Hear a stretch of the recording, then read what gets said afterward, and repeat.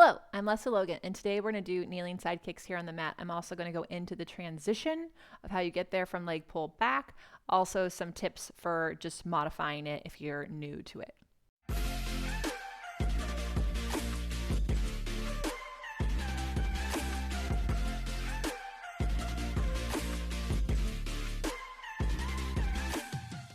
So kneeling side kicks was one of the hardest exercises for me for the longest time. I'm not saying it's easy for me. It's definitely not. But I definitely don't want to skip it anymore because I know how important it is to my body and it feels really good. So I'm going to talk towards the end, like what you can do if this exercise in its ideal form isn't working for you. So if you're watching this from the OPC deck of flashcards, we're going to go through that ideal one first and then some modifications and tips. If you didn't know we have a deck of cards, we do. Get them on onlinepilatesclasses.com. They have every single mat exercise from the classical order plus a couple bonus ones. So you would be coming from leg pull back. Boom. You finish your last one and you literally slide one leg under and turn your hand to the side. That's how you get in. Shoulder over wrist, wrist in line with knee, hip over knee. This is really important. This is not what I want. So I don't want to see, do you see how my hip is behind my knee? You want that hip over your knee. So if I'm going to take this leg out of the way so you can see, you want this hip way over your knee. And that's going to be that big stretch you need from your swimming and leg, a double leg kick, right?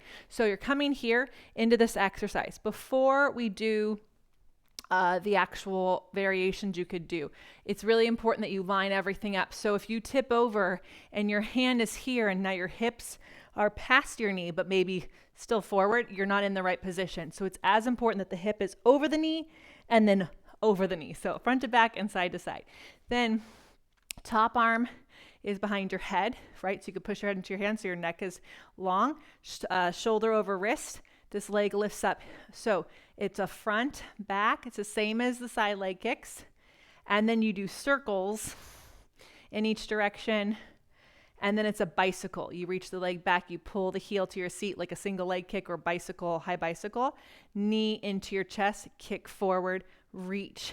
And then reverse it. Straight leg forward, bend the knee, reach. It's tempting to want to steer the cart from your shoulder. Don't do that. You want to find length. So this leg that's doing all the choreography, it's more of a distraction. The leg that you're standing on is doing all of the work. So if you want your leg to go higher, stay in line with your hip, it's about reaching this leg down the most.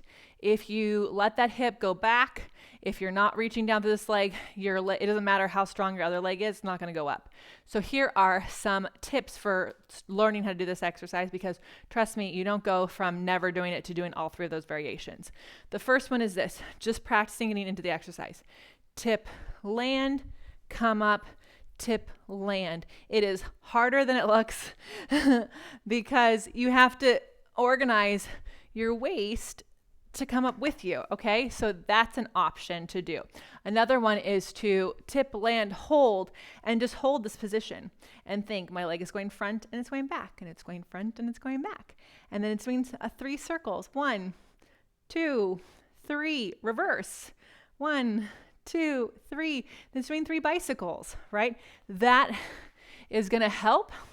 And then just so you know, for the longest time, if you watched my tutorial on the leg pull back, I talked about how I prepared for the leg pull back. I actually didn't kick the legs for 90 days. I did every single day for 90 days and never kicked the legs. The nailing side kick, same thing. For 90 days, I did it every single day. I did the front, back, and the circles, but I did not do the bicycles. I would literally, in my mind, I would close my eyes and I would envision my leg bicycling. And then on the 91st day, I did it. Was it beautiful? Absolutely not. Did I do it? Yes.